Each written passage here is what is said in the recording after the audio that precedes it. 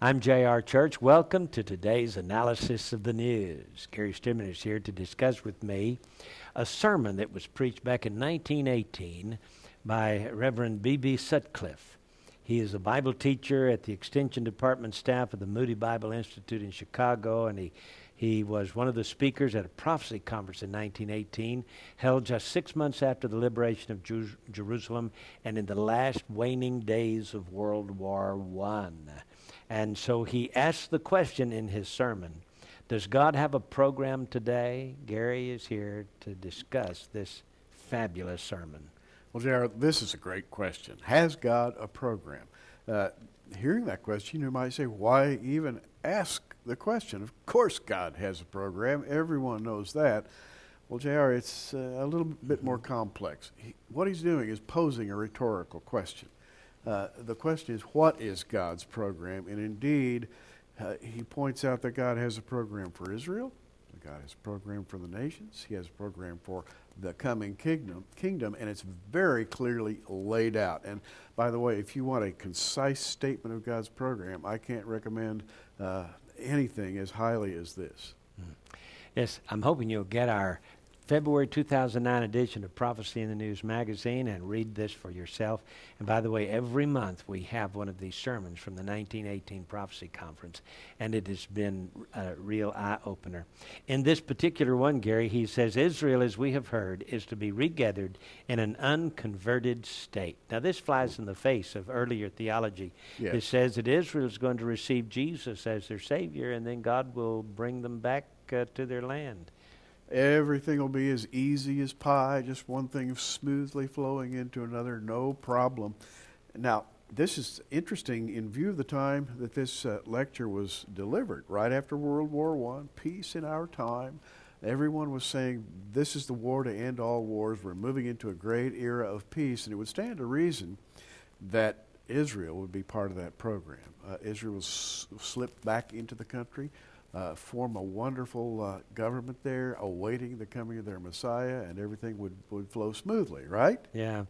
That's not exactly the way Sutcliffe puts it. He says they're going to make a deal with the Antichrist, Gary. Yes, The indeed. Antichrist is going to build a temple. And then 3.5 years later, in the middle of the tribulation period, he says the time of Jacob's trouble will set in with the abomination of desolation and that the annihilation of the Jewish people, that Israel will be the target of the world. So they're going back home to suffer. And JR, he has some amazing words. In fact, I'd like for you to read them to our viewers at this time. He describes the Antichrist as a man of education, and you've got those words over. This is amazing to me. He says the Antichrist will appear after the rapture of the church. So he's pre-tribulation raptures, which, by the way, we are too, and continue to be to this day. Says he will be a man of education, a man of refinement and culture, a man of wide experience, a man clever enough to draw to himself the highest and best the world has to offer in the way of learning, intellectual power, and all that which the world considers great. As the leader of all the forces of the earth, he will set himself up as God to be worshipped. So after he consolidates his power and he becomes the president of the world or the king of the world or the leader of the world, whatever it is, this new world order they're trying to establish, he'll be the head of it. And that's when he says, this temple that I built in Jerusalem, I'm the God of that temple. Wow. Isn't that amazing?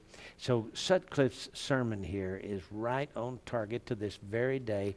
Even in Israel, they're having discussions on whether it should be a secular state or a religious state. The argument goes on, not just in the world, not just in the church, but in Israel. The argument is, shall we have a religious government or shall we have a secular government? And we're talking about fighting words here, JR. There are passions on both sides. In Israel today, we've just had the election effectively between Bibi Netanyahu and Tzipi Livni, and a clearer division cannot be imagined. One side believes in a two-state Israel. That's the Tzipi Livni faction. The other side believes in Israel with Jerusalem as its capital, as standing sovereign, awaiting the coming of their Messiah. The battle lines are firmly in place right now. And by the way, all the way back in 1918, Sutcliffe saw this. Yeah. And today, by the way, in the light of this difficulty, the problem between what kind of government we're going to set up, when Israel is actually languishing politically, Iran has turned on its nuclear power plant. Indeed. I have a little news note here from Debka file dated February 25th, 2009. The preliminary phase of Iran's first reactor built with Russian help at the southern town of Bushehr was marked by a ceremony on Wednesday. Well, our sources, it goes on, report that Iranian nuclear teams will first activate the 1,000-megawatt reactor sections in sequence with the help of advanced Russian computers. Just keep talking about those Russian things there, Russian technology. Where do we read about that in the Bible, J.R.? Ezekiel 38. It sounds like Gog is edging his way right down into the Middle East. And so Iran is sticking a finger in Netanyahu's eye. At the same time, Syria is moving troops down into the Golan to test Israel's mettle as well. And this comes on the heels of the election.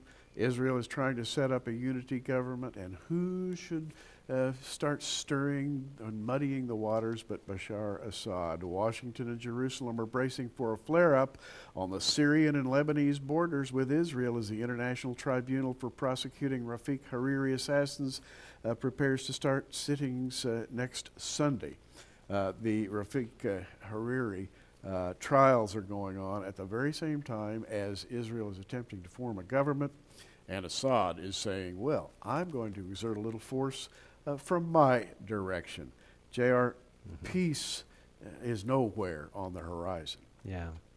So we're moving very quickly toward the tribulation period. We don't know exactly when that will be, but you need to keep your eyes on the Middle East because that's where it's all happening. So in our February edition of Prophecy in the News magazine, we have this article, Has God a Program, by Sutcliffe. And in our next edition, March 2009, which is now in the mail, we have an article on Does This Truth Paralyze or Energize by Herbert McKenzie, pastor of the Gospel Church, Cleveland, Ohio.